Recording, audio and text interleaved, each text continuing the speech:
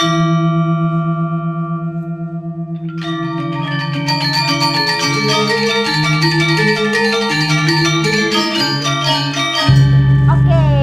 selamat pagi. Kita kembali lagi di SNS 21 Podcast Satu Kata Satu Hati. Saya Aulia Martelina. Hari ini kita SNS 21 sedang berada di Bali. Kita shootnya lagi di Bali nih. Dan hari ini kita kedapatan tamu yang istimewa, guest yang istimewa juga, merupakan crown manager dari SNS 21. Langsung aja kali ya.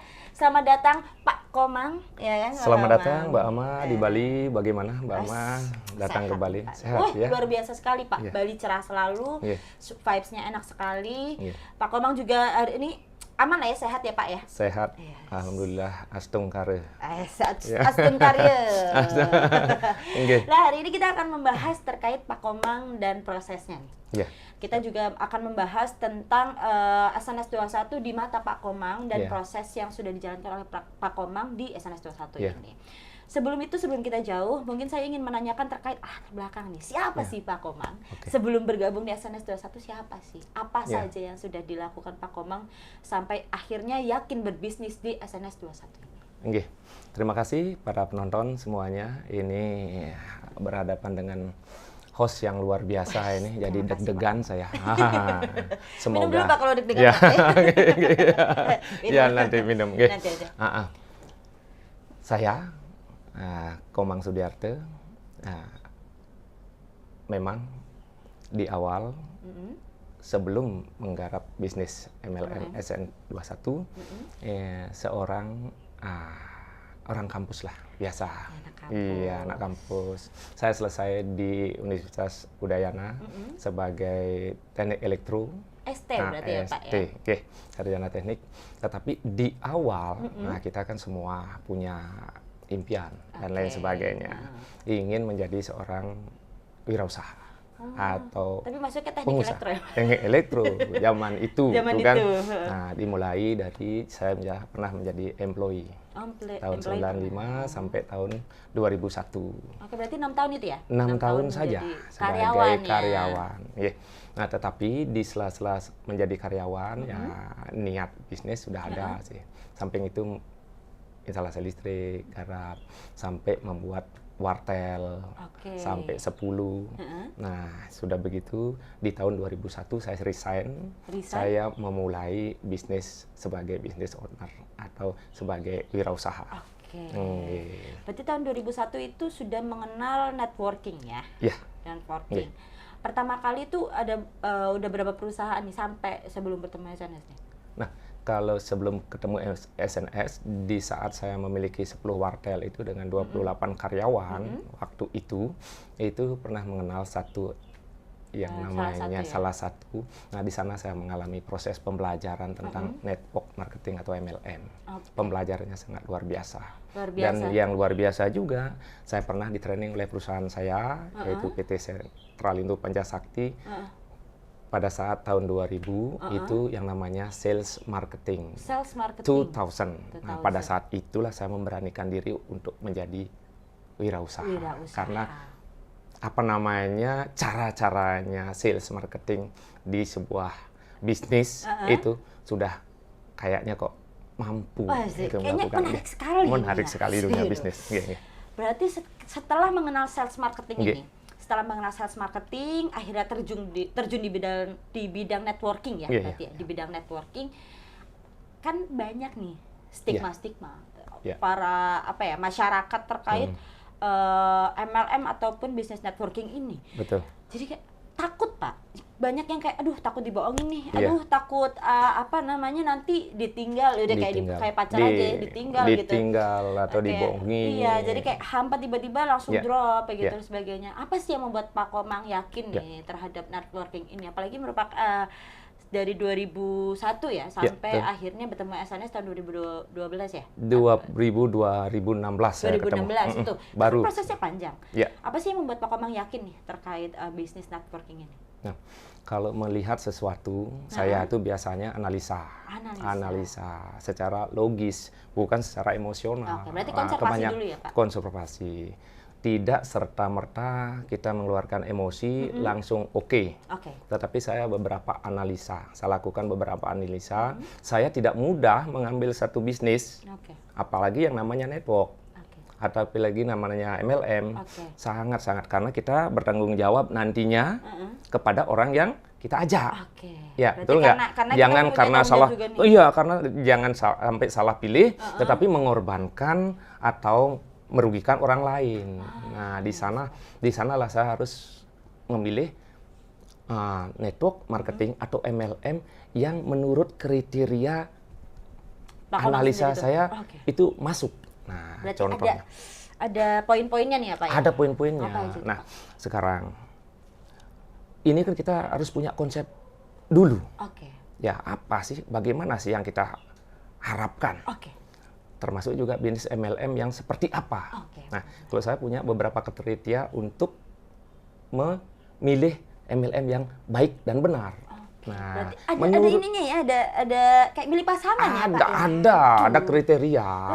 Masuk nggak kriterianya? Kalau masuk kriterianya, otomatis klik. Kalau misalnya nggak masuk kriterianya, salah satu saja, gimana kita klik? Kayak, aduh, nggak yakin nih. Nggak yakin. Tinggalin aja lah ya. Aduh. Pilih yang lain. Iya, pilih yang lain. Iya kan? Nah, menurut saya cara memilihnya itu kan yang pertama ada TP7 itu. Apa itu? Nah, timingnya secara produk. Sekarang ini network marketing kan diidamkan banyak orang. Karena beberapa keunggulannya, betul nggak? Betul. Iya kan? Ya, betul nggak? Nah, bisa passive income, dijanjikan passive income, bebas waktu. Nanti kita bisa punya banyak waktu di satu ketika. Karena di sana adanya faktor kali waktu dan tenaga. Manakala sistem bisnisnya sudah jalan. Iya kan? Nah, sudah begitu kita bisa membantu banyak orang. Kita bisa menolong banyak orang. Banyak yang membuka lapangan pekerjaan. Lapangan pekerjaan. Kalau menurut saya ya kan, kita sudah membantu pemerintah dari berbagai macam segi, dari berbagai macam departemen. Contoh lapangan pekerjaan muncul nggak? Pengangguran berkurang. Betul. Nah, bagi departemen keuangan, nah orang-orang yang uang atau penghasilannya kurang dengan peluang bisnis MLM SNS 21 kita ini itu kan banyak. Sudah biar bayar pajak. Ini. Iya, kebutuhan udah. Sudah begitu, saya juga dari sisi produk, dari sisi price harganya, sudah gitu dari sisi marketing plan-nya juga ya kan, marketing plan sistem bisnisnya, dan juga dari dari personality. Dari personality-nya. Personality kan banyak orang nggak bisa melakukan bisnis ini. Dari sisi permodalannya terjangkau nggak? Iya, benar. Iya kan? Dari sisi keilmuan semua orang bisa nggak? Nah, itu salah satunya yang bisa kita pakai gunakan sebagai indikator memilih MLM. Manajemennya seperti apa? Berarti emang harus yakin sekali ya? Ya, komitmen MLM tersebut apa? Sudah itu tanggung jawabnya, memiliki integritas nggak dia? Di situ. Itu TP7 tadi? Iya, ada TP7-nya sampai ke personality. Sampai ke personality-nya juga ya. Berarti ketika kita memilih MLM jangan sampai kita hanya asal memilih karena tergiur oleh hal baiknya doang nih. Iya, gitu. Janji-janji, muluk-muluk. Tetapi konsep tidak bagus. Iya, jadi kayak takutnya ketika kita tidak kuat untuk menjalani itu pun kita bisa menyerah ya di tengah-tengah juga. Takutnya seperti itu ya Pak ya. Tapi kalau terkait ini nih Pak, kan ada kiat-kiat khusus nih untuk bisa menjalani MLM ataupun bisnis networking ini menjadi berkembang. Iya. Nah, sebenarnya kan Pak Komang ini dari 2016 nih bergabung di SNS 21. Iya, betul. Dengan sistem yang berarti sudah sesuai kriteria Pak Komang nih. Betul. Semuanya nih, ya kan? Betul. Nah, dalam menjalani ini nih, menjalani proses setelah masuk di SNS 21, menjalani prosesnya, kiat-kiat apa sih yang dilakukan oleh Pak Komang, yang dipraktekkan oleh Pak Komang, yang benar-benar dilakukan nih untuk para mitra di bawahnya ataupun Pak Komang sendiri untuk bisa dapat berhasil di MLM ini? Nah, pertanyaannya bagus sekali. Ya. Saya kembali lagi melihat satu rumus sukses. Itu yang Pak pakai untuk menguji bahwasanya apa yang saya lakukan sudah baik atau benar. Nah, rumus sukses itu adalah rumus A plus B plus C plus D. A plus B plus C plus D. Berarti Ah, ABCD nih. ABCD. Nah, Tuh, jelaskan, Pak. kalau misalnya dibaca dari belakang ke depan. Berarti Dari DCBA. Ya, DCBA. Nah, D-nya doa. Doa. Nah, kita semua sebagai orang beragama pasti memulai sesuatu pasti dengan doa, mengharapkan apapun sesuatu. keyakinan kepada Tuhan ya, Pak, ya. Betul. Yang kedua adalah cita-cita. C-nya Cita-cita. cita-cita, impian. Kita sudah semua punya Oh cita-cita. iya, berarti ada stakeholdernya nih. Oh, saya pengen sukses tahun 2000 sekian misalnya. Betul. Saya jadi, ingin punya rumah. ya, pemicunya. Gitu. Pemicunya, nggih, semua punya impian, target. Oke. Ya, goal. Goals-nya. Ya, goals-nya. Ya, saya ingin punya rumah, ingin punya uang sekian. Pengen nikah. Tanggal berapa, tahun berapa, targetnya sudah ada. Tetapi menurut saya, cita-cita bukan hanya sekedar untuk mendapatkan sesuatu. Oke. Tetapi menurut saya mulianya adalah bisnis MLM ini memberikan kita sukses dunia dan akhirat. Oh, benar. Karena pahala-pahala, Benar. berkah-berkah Iya. kita dapat. Kita selalu memberi apa? Informasi sehat, informasi peluang usaha. Betul. Manakala orang bisa menjadi sehat dari kita, bisa menjadi punya penghasilan dari informasi kita, apakah tidak tercatat di sana, Mbak Alma? Pasti itu tercatat. salah satu hal baik ya, Pak, ya. Harus dicatat ya. Ya, kemuliaan salah satunya di sana. Sudah begitu, yang luar biasa dari bisnis, nah MLM ini kenapa saya terpincut? Karena di sana di cita-cita itu saya sendiri, bagaimana saya punya impian nanti memiliki uang dan memiliki waktu. Berarti plus uang dan plus waktu. Sehingga mulia banget ya, Pak, ya. Sehingga banyak sekali kan dari kemarin kita belajar sudah sesuatu kan? Iya, benar. Iya kan? Banyak orang yang punya uang tidak punya waktu. Benar. Banyak orang yang tidak punya uang dan bahkan juga tidak punya waktu. Aduh, kasihan itu sih. Banyak orang yang tidak punya uang punya banyak waktu. Iya kan? Nah, Iya. tetapi sebagai individu saya memilihnya punya uang, punya waktu. Nah, sehingga banyak orang kan kita sekolah, mencari ilmu, mencari skill sesuatu kan. Betul nggak? Iya, Mbak Ama sampai dikuliahkan. Benar. Untuk mempelajari sesuatu. Iya. Punya ilmunya, punya skill. Ya kan? Setelah itu kan baru mencari alat. Iya. Itu di B-nya itu, belajarnya. Belajarnya Betul. Sudah gitu baru mengarah ke A. Mencari alat. Contoh, seorang yang sarjana mencari alat untuk mencari nafkahnya. uang, itu kan ada biasanya Iya, Robert T. Kiyosaki itu Iya. kan hanya 4 saja itu. Iya. Ya kan menurut cash flow Robert T. Kiyosaki. Iya. Nah, itu ada kuadran kiri, kuadran kanan. Apa aja itu, Pak? Kuadran kirinya itu ada employee. Seperti saya tadi, Ya, 6 karyawan. tahun. 6 tahun 6 sudah. tuh, ya. Saya Udah pernah di depan begini-begini. ya pernah kena pressure, tekanan, target oleh perusahaan, manajemen yang keras dan lain Gajinya sebagainya. sedikit tapi pekerjaannya banyak. Nah, di situ betul sekali Mbak Ama. Nah, di sana sudah itu pernah saya jadi business owner. Punya wartel 10, karyawan 28, ya kan? Nah, di sana itu punya pelanggan-pelanggan wartel yang menekan kita sebagai owner kita, tetapi ya kan kita karyawannya bos kita, pelanggan kita, betul nggak? Gitu nggak? Ya, sehingga sistemnya kita ngatur, sudah itu waktu tergantung dari bos, juga kan, betul nggak? Nah, sehingga ketemulah ini bagaimana saya pindah ke kuadran kanan, yaitu di business owner. Di bawahnya akan menuju ke investor. Nah, di business owner inilah orang bagaimana bisa sukses yang holistik, menurut saya. Karena apa? Waktu kita bisa nanti banyak. Sudah itu uang kita dapat. banyak. Memberi kita, berbagi kita banyak. Nah, dengan MLM itu bisa. Kita Dengan seperti MLM itu bisa. Jadi bukan hanya dipandang sebelah mata, tapi ada nih, kita harus terbuka matanya bahwa MLM ini bukan seperti yang paradigma yang dibicarakan oleh masyarakat. Iya. Karena kan mungkin sebenarnya ya oknum-oknum itu yang membuat masyarakat akhirnya takut untuk bergabung dengan MLM, ya Pak ya. Betul. Aduh, berat sekali. Aduh, nanti saya ditinggalkan, saya tiba-tiba miskin. Itu ketakutan-ketakutan itu yang terhadap MLM itu ya. Dan sudah dijelaskan kiat-kiatnya nih. Kiat-kiatnya terkait bagaimana kita berbisnis di MLM, memilih MLM yang benar dan baik juga. Nah, tadi kan ada sedikit pembahasan tentang kemuliaan nih, Pak. Kemudian bagaimana sih Pak? Kenapa sih? Bukan bagaimana lagi. Kenapa sih MLM itu merupakan bisnis yang mulia? Ya. Kenapa menurut Pak Komang MLM ini merupakan bisnis yang idaman? Iya. Kenapa nih Pak? Bisa dijelaskan? Ini yang membuat salah satunya saya berada di bisnis MLM itu adalah kemuliaan itu. Kemuliaan itu. Seperti tadi saya bilang, di sini bisa kita berbagi. Berbagi sehingga kita membuat sekarang ini komunitas kita Sakti Peduli. Nah, kita bisa berbagi. Seperti tadi saya bilang, bagaimana kita bisa berbagi informasi sehat dan peluang usaha, bagaimana orang sehat, orang bisa tersenyum dari mengalami keluhan, dia bisa terbantu sehat. Nah, kira-kira Mbak Ama dapat rasa terima kasih nggak? Ucapan terima kasih nggak? Iya, pasti dapat. Nah, sudah gitu, mana kalau orang senang, Tuhan mencatat nggak? Iya. Pasti mencatat. Karena itu merupakan suatu kebaikan juga ya Pak? Iya, betul. Nah, di situ, oke ya.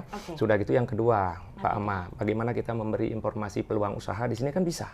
Dari orang yang pengangguran, tidak punya pekerjaan, tidak punya penghasilan atau kurang penghasilannya, kita berikan mereka penjelasan yang baik dan benar, konsep-konsep yang benar tentang MLM tersebut. Tidak bagaimana memilih MLM yang tidak abal-abal, tidak seperti kata-kata orang. Baru mendengar MLM saja, kata MLM saja sudah seperti melihat genderuwo. Iya, itu di situ. Kayak melihat setan. Kadang-kadang baru cerita MLM saja. Iya, sudah orang pergi. Benar nggak? Ditinggalkan kita. Udah, gitu, iya, di situ. Langsungin. Di situ.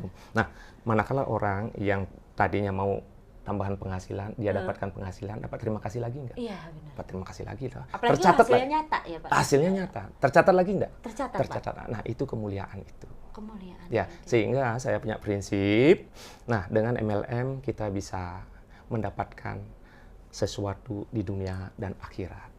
Nah, itulah kemuliaan yang membuat saya kuat dan ingin selalu menginformasikan MLM dengan konsep-konsep yang sangat benar. Apalagi di SNS 21 ini sistemnya sangat-sangat transparan dan transparan, adil, transparan, terbukti.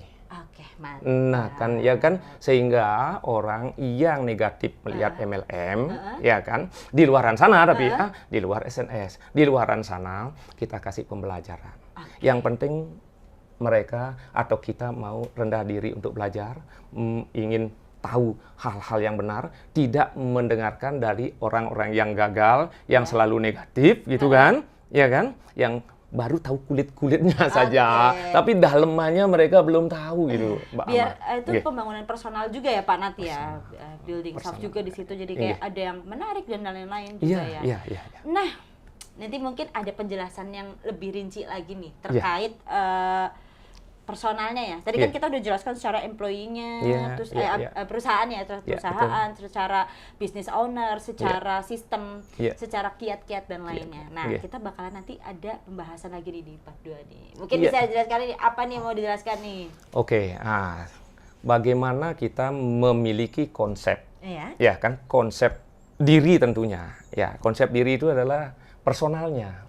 Nah, personalnya dan memiliki citra diri yang bagus, ya kan, sehingga nanti orang bisa dan mau mengikuti kita, ya kan? Kayak magnet, nah, Pak. Kayak magnet. Nah, sehingga di episode pertama ini, bagaimana MLM itu merupakan sebuah profesi yang sangat-sangat dan harus diperjuangkan, dan nanti akan diidolakan banyak orang karena ada faktor kali waktu dan tenaga, tetapi yang luar biasa, ya kan, melalui MLM SNS 21 yang produk unggulannya adalah susu, saya juga buat tagline loh. Apa itu Pak tagline-nya itu Pak? Tagline-nya itu adalah apa?